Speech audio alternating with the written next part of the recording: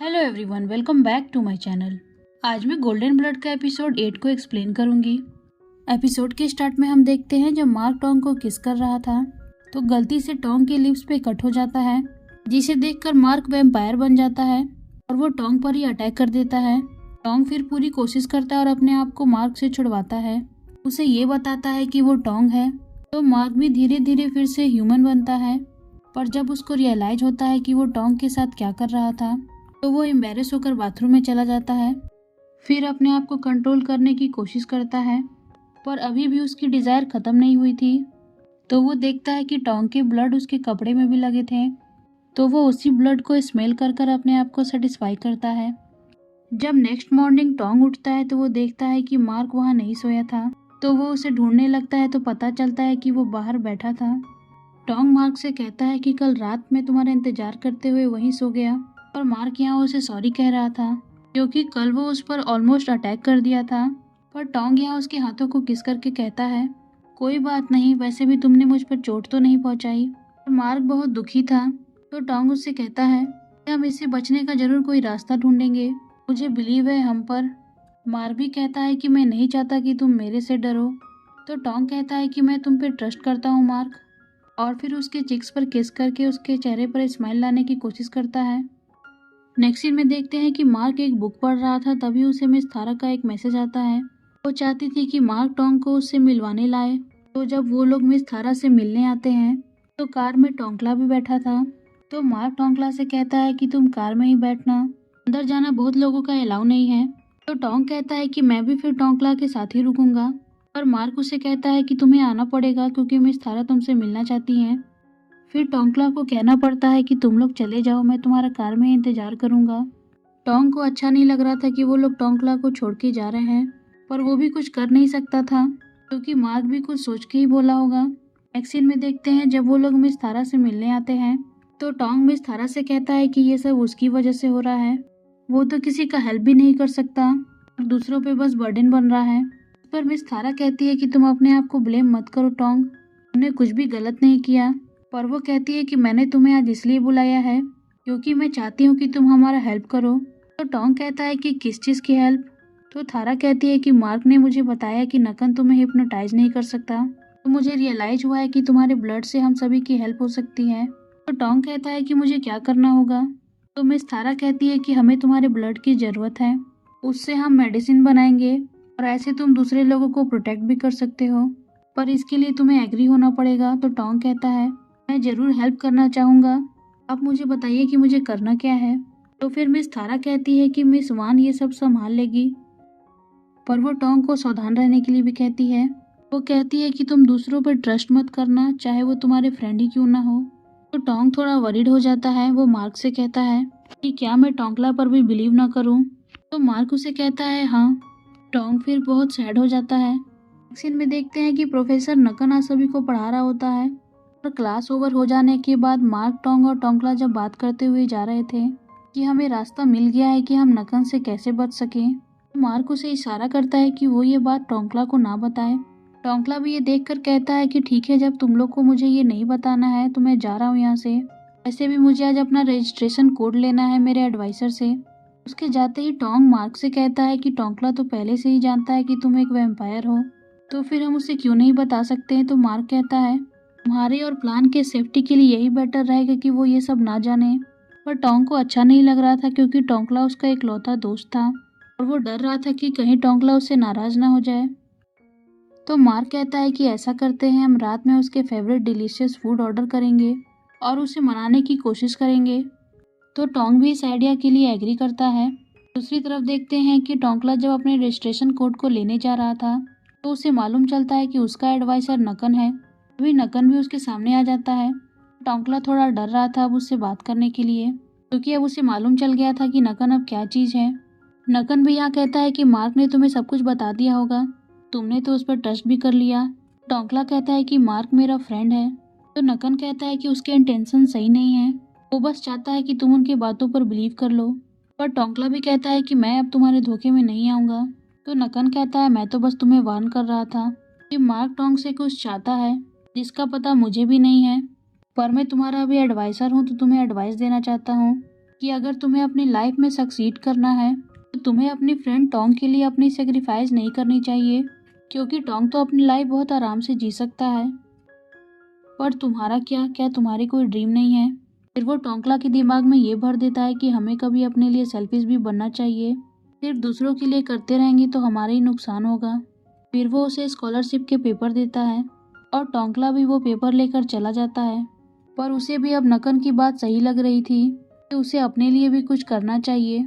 Next scene में हम mark और टोंग को देखते हैं। टोंग यहाँ कहता है कि तुम मुझे कहाँ ले जा रहे हो? तो मार्क कहता है कि अभी मैं नहीं बता सकता।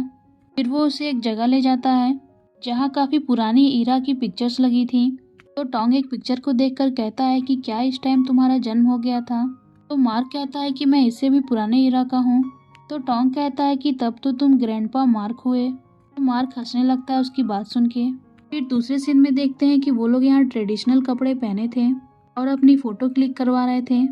नेक्स्ट सीन में देखते हैं मार्क यहाँ टोंग को एक म्यूजियम में लाता है जहाँ उन सब कपल के फ़ोटो रहते हैं जो बहुत साल तक एक दूसरे के साथ ही रहे, क्योंकि एक कपल जो था वो 85 ईयर तक साथ रहा।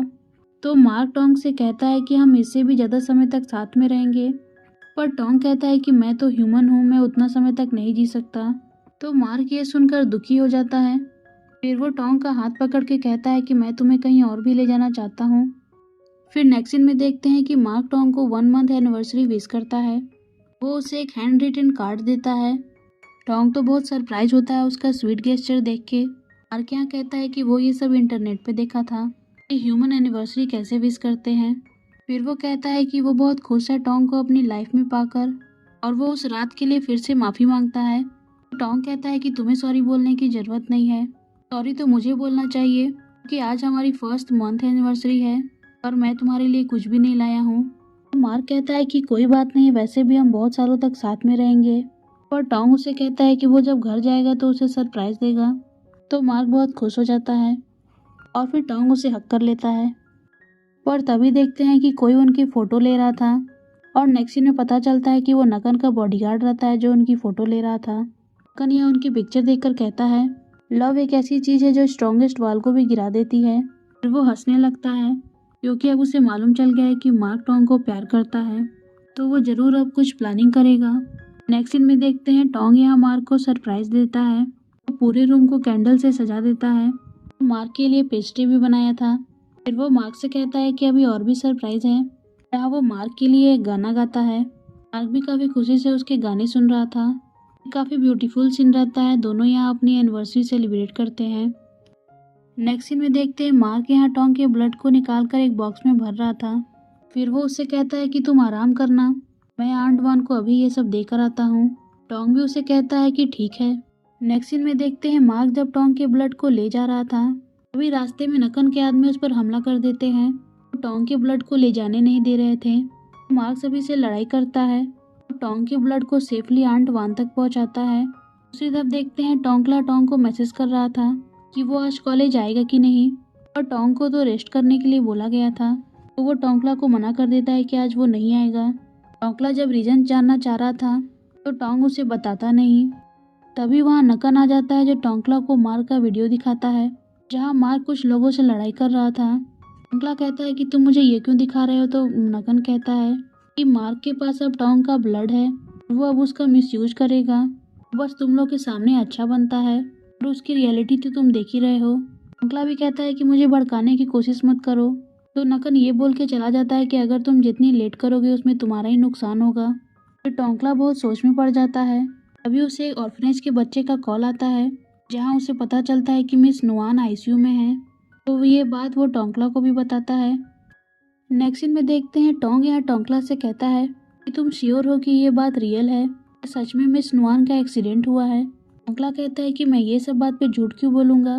फिर वो मिस नुआन का फोटो दिखाता है जहाँ वो हॉस्पिटल बेड पे लेटी थी। तब जाके टोंग को बिलीव होता है। तभी वहाँ पे नकन आ जाता है अपनी कार लेके। टोंग कहता है कि तुमने इसे क्यों बुलाया? तो टोंकला कहता है कि अभी हमारे पास टाइम नहीं है टोंग, हमें इसी के साथ जाना होगा। हाँ, नकन भी कह रहा था कि मैं बस तुम लोग का हेल्प करना चाहता हूँ। वो टोंग से कहता है कि अगर मुझे हार्म पहुँचाना होता तो मैं तुम्हें पहले ही पहुँचा सकता था। टोंग अभी भी उसकी बात पर बिलीव नहीं कर रहा था। तो टोंकला उसे एक ऑर्फनेज के बच्चे से बात करा देता है जहाँ वो बच्चा कह रहा था कि आप लोग कब आएंगे, मुझे डर लग रहा है। तो ये सब सुनकर टोंग को नकन के साथ उसकी कार में जाना पड़ता है। नेक्स्ट सीन में देखते हैं कि वो लोग मिस नुआन के पास पहुंच जाते हैं, जो बेहोश पड़ी थी बेड पे। डॉक्टर भी कहते हैं कि पेशेंट का बहुत खून बह चुका है और वो अभी क्रिटिकल स्टेज में है। टोंकला यहाँ कहता है प्लीज हमारी मिस नुआन को बचा लीजिए। डॉक्टर कहता है कि ऑपरेशन करने में रिस्क है, पर मैं अपनी पूरी कोशिश करूंगा। नेक्स्ट सीन में देखते हैं कि वो लोग ऑर्फनेज आ जाते हैं और बच्चों से मिलते हैं। उन्हें ये बताते हैं कि मिस नुआन जल्दी ठीक होके आएंगी, इसलिए उन सबको परेशान होने की जरूरत नहीं। यहाँ टोंकला कहता है कि जब तक मिस नुआन ठीक नहीं हो जाती हमें यहीं रहना चाहिए, पर नकन कहता है कि तुम लोग जा सकते हो, मैं यहाँ का टेक केयर करूँगा। तो इस पर टोंग कहता है कि तुम हमारी इतनी हेल्प क्यों कर रहे हो। तो नकन कहता है कि अभी तारा ग्रुप का चेयरमैन मैं हूँ, हम ही ने ये ऑर्फनेज को स्पॉन्सर किया है काफ़ी सालों तक, तो यहाँ अगर कुछ भी गलत होगा तो सारा चीज़ का रिस्पॉन्सिबल मैं हूँगा, इसलिए मैंने यहाँ पहले से एक केयर टेकर को अपॉइंट किया है। तो टोंग और टोंकला को उसकी बातों पर बिलीव करना पड़ता है। जब वो लोग वापस भी आ रहे थे तो नकन का यही कोशिश था कि वो किसी तरह से उन्हें ये समझाए कि वो उन्हें हार्म नहीं पहुंचाना चाहता, और वो मार्क है जो टोंग के गोल्डन ब्लड का मिसयूज कर रहा है। वो फिर मिस थारा के बारे में बोलता है कि वो भी एक चालाक औरत है और मार्क उसी के रास्ते पे चल रहा है, पर टोंग अभी भी उसकी बात पे बिलीव नहीं कर रहा था। तो नकन यहाँ फिर से वही वाली वीडियो दिखाता है जहाँ मार्क कुछ लोगों को मार रहा था।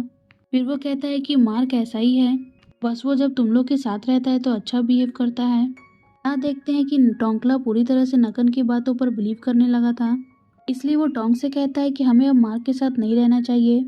टोंग कहता है कि तुम नकन की बातों में आ गए, वो बस हमें गुमराह कर रहा है और मार्क ने जो भी किया उसका कोई रीज़न होगा। तो टोंकला उससे क्वेश्चन करता है कि एक बात बताओ, क्या तुम ये प्रूव कर सकते हो कि मार्क तुम्हारा ब्लड ले जा रहा है, क्योंकि वो एक नेसेसरी चीज़ है। तो टोंग कहता है कि मैं ये प्रूव नहीं कर सकता, मैं बस जानता हूँ कि वो जो भी कर रहा है गलत नहीं है। तो टोंकला कहता है फिर तुमने मुझे ये सब क्यों नहीं बताया, मैं तो तुम्हारा दोस्त हूँ ना। अभी वहाँ मार्क आ जाता है जो पूछता है कि तुम लोग कहाँ गए थे। तो टोंग बताता है कि मिस नुआन का एक्सीडेंट हो गया था और वो अभी आईसीयू में है, इसलिए नकन हमें मिस नुआन के पास ले गया। मार्क ये सुनकर बहुत गुस्सा होता है, पर टोंग कहता है तुम चिंता मत करो, हमें कुछ भी नहीं हुआ, हम बहुत सावधानी से गए थे। फिर मार्क यहाँ टोंकला के पास आकर ये चेक करना चाह रहा था कि वो हिप्नोटाइज है कि नहीं, पर टोंकला को लग रहा था कि वो उस पर अटैक करेगा, तो वो उससे दूर भागने लगता है। तो टोंग को भी कहता है कि हमें यहाँ नहीं रुकना चाहिए, पर मार्क कहता है कि टोंग की टेक केयर मैं कर रहा हूँ। तो टोंकला कहता है कि तुम बस उसका यूज़ कर रहे हो। टोंग भी यहाँ टोंकला से कहता है कि तुम गलत समझ रहे हो, मार्क के अपने रीजंस हैं, मैंने अपना ब्लड अपनी खुशी से दिया है। तो टोंकला फिर कहता है कि तुम मुझे रीज़न क्यों नहीं बता रहे हो, तुम अब चेंज हो गए हो और सिर्फ मार्क पे ही ट्रस्ट करते हो, मैं तो तुम्हारे बचपन का दोस्त हूँ, फिर भी तुम मेरे साथ ये कर रहे हो। तो टोंग थोड़ा इमोशनल हो जाता है और कहता है कि जब टाइम आएगा तो मैं तुम्हें सब बता दूंगा। तो टोंकला काफ़ी गुस्से में था क्योंकि उसका दोस्त अब उस पर ट्रस्ट नहीं करता।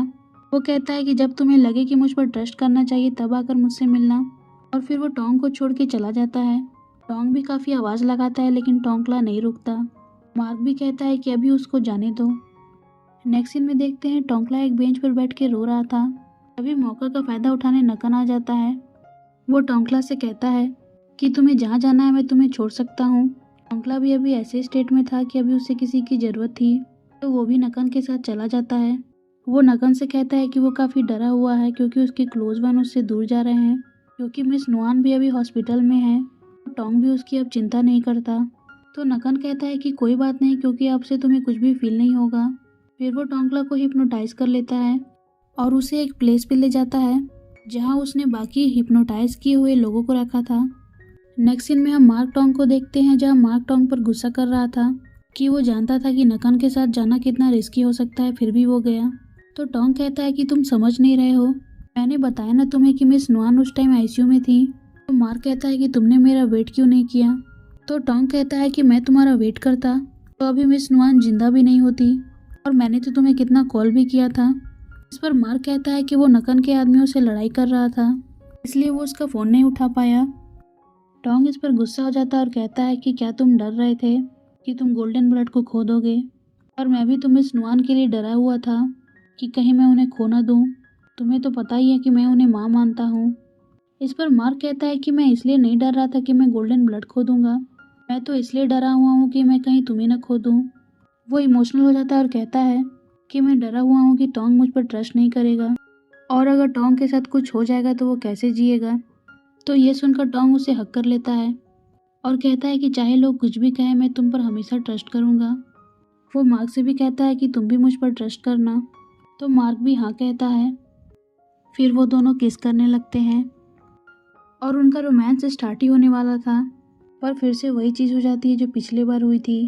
टोंग का लिप्स फिर कट जाता है और उसमें ब्लड निकलने लगता है, जिसे देखकर मार्क उससे दूर भागता है कि कहीं वो वैम्पायर ना बन जाए।